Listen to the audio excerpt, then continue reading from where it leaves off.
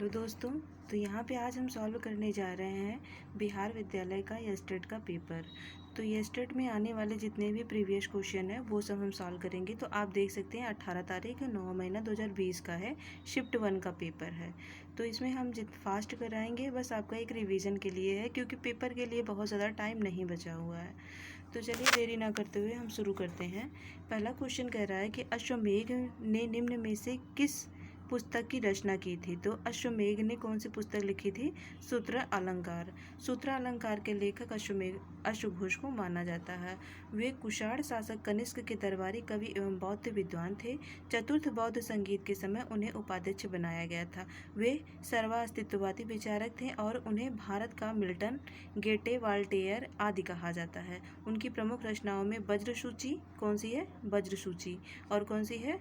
बुद्ध चरित्र या सौंदर्य आनंद तथा सरिपुत्र प्रकरण शामिल है। अगला क्वेश्चन देखते हैं। ये हिस्ट्री का आपका 50 क्वेश्चन इसमें मिलेगा। अगला है कि सम्राट अशोक के शाहबाजगढ़ी शिलालेख की भाषा निम्न में से कौन सी है? तो यहाँ पे कौन सी भाषा है? प्राकृत भाषा। अशोक के शाहबाजगढ़ी अभिलेख की भाषा प्राकृत है तथा उनमें खरोष्टी लिपि का प्रयोग हुआ है। उनके कुछ अभिलेख में ग्रीक भाषा एवं अरमाइक लिपि का उपयोग हुआ है। दक्षिणी पूर्वी अफगानिस्तान में कांधार के निकट शर ए कुना से ग्रीक एवं अरमाइक द्विभाषीय अभिलेख प्राप्त हुआ है। अगला क्वेश्चन यहाँ पे देखते हैं कि मोटेरा का सूर्य मंदिर भारत के किस राज्य में अवस्थित है?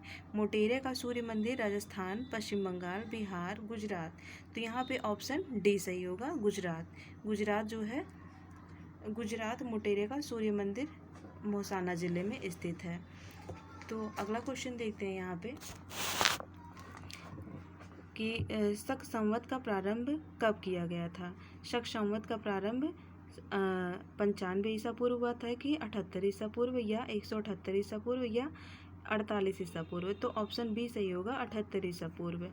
शक संवत का प्रारंभ 78 ईसा पूर्व हुआ था। 78 ईसा में कनिष्क का राज्यारोहण हुआ था। इसी समय कनिष्क ने जिस नए संवत का प्रयोग किया था उसे शक संवत कहा गया। इस संवत का उपयोग कनिष्क के वंशज ने 170 वर्षों तक किया था। चौथी सदी ईसा पूर्व में भारतीय अभिलेखों में भी शक संवत का उल्लेख मिलता है।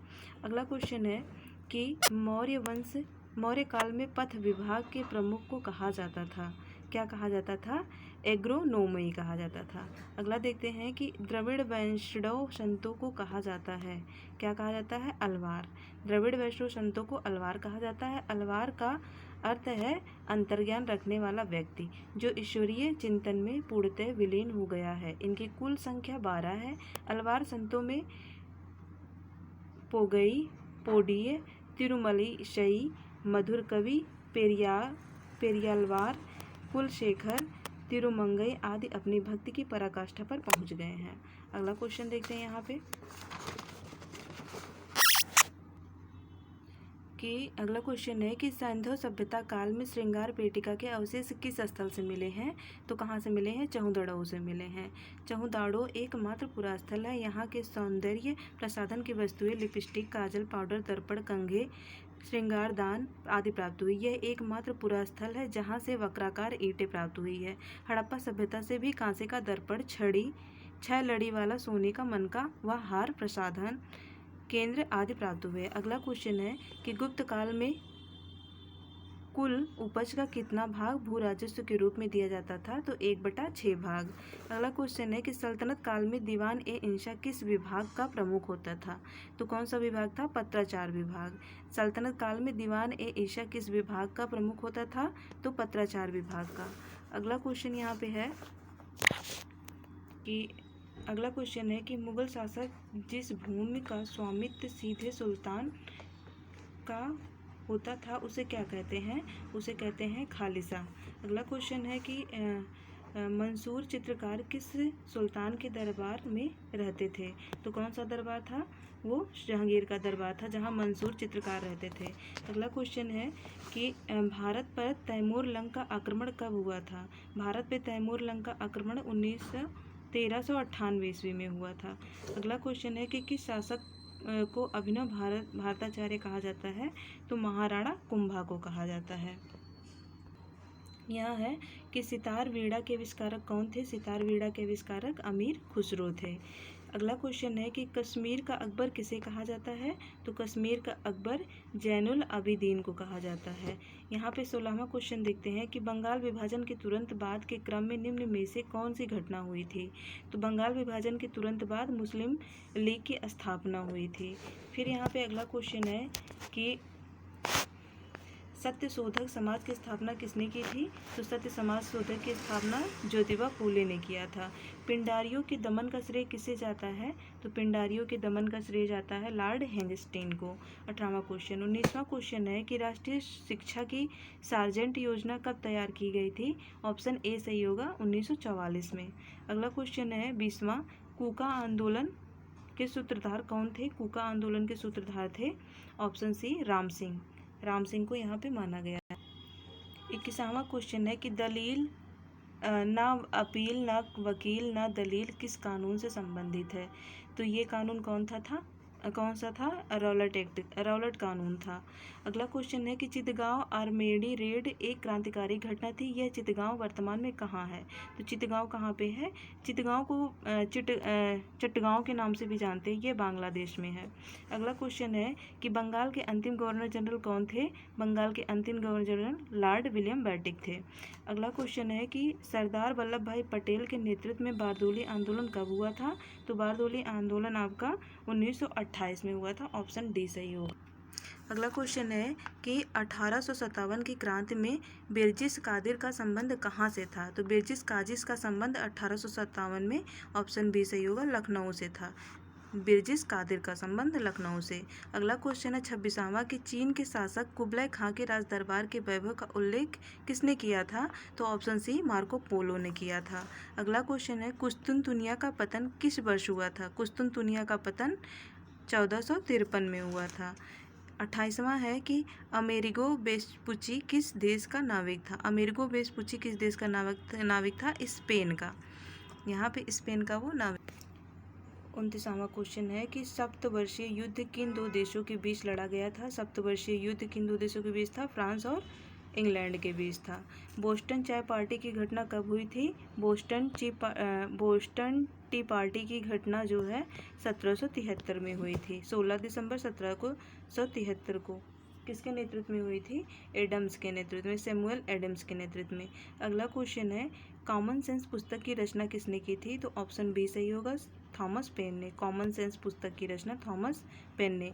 मैं ही राज्य हूँ किसने कहा था। मैं ही राज्य हूँ ये कहा था लुई 14वें ने।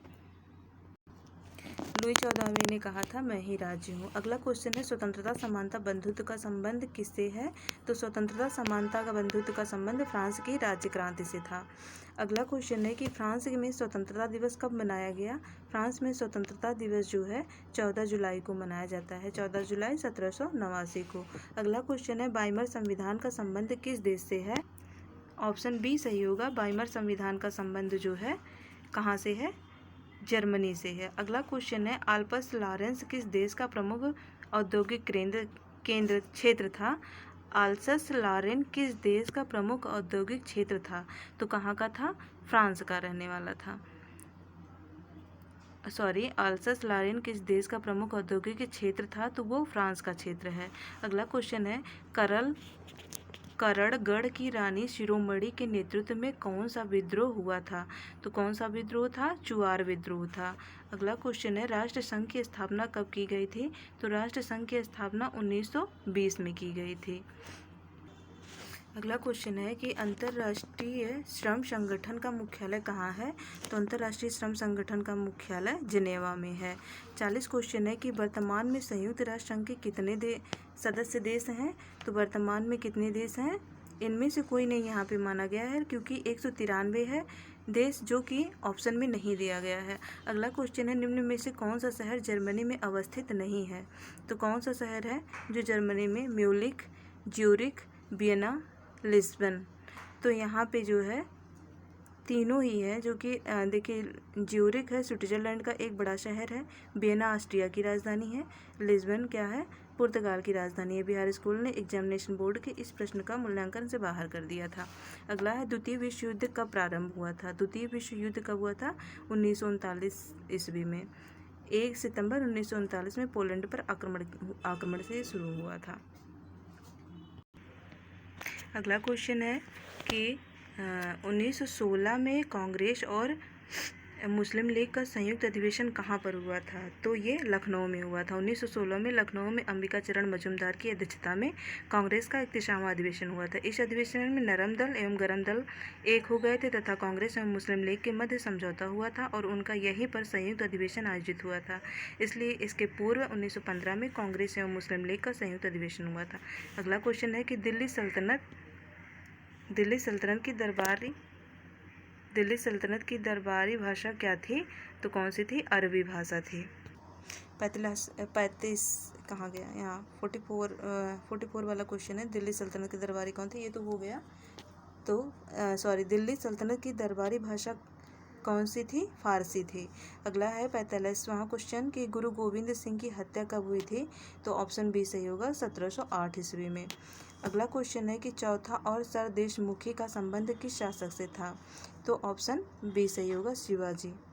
चौथा और सरदेशमुखी का संबंध किस शासक से था? शिवाजी से।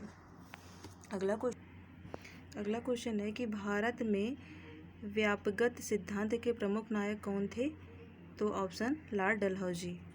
भारत में व्यापकगत सिद्धांत के प्रमुख नायक लॉर्ड डलहौजी थे। अगला है कि संगम युग का संबंध किस राज्य के इतिहास से था? तो संगम युग का संबंध तमिलनाडु से था। ऑप्शन सी सही होगा। 49 क्वेश्चन है कि गुरुमुखी लिपि का आविष्कार किसने किया था? गुरुमुखी लिपि का आविष्कार अंगद ने किया था। 50वां क्वेश्चन है कि निम्न में से कौन सा युद्ध भारत में नहीं लड़ा गया था? तो वंडीवास का युद्ध भारत में हुआ था, चंदावर का भी हुआ था, अंबर का भी हुआ था। 30 वर्षीय युद्ध ये भारत में नहीं हुआ था। तो दोस्तों ये मेरा इतिहास का जो है 50 क्वेश्चन था। अब आगे जो भी क्वेश्चन आएगा वो मैं अगली वीडियो में दूंगी, क्योंकि इसमें अभी आगे ये ज्योग्राफी का क्वेश्चन बाकी है। ओके, अगर वीडियो अच्छी लगे तो लाइक करना। Bye bye.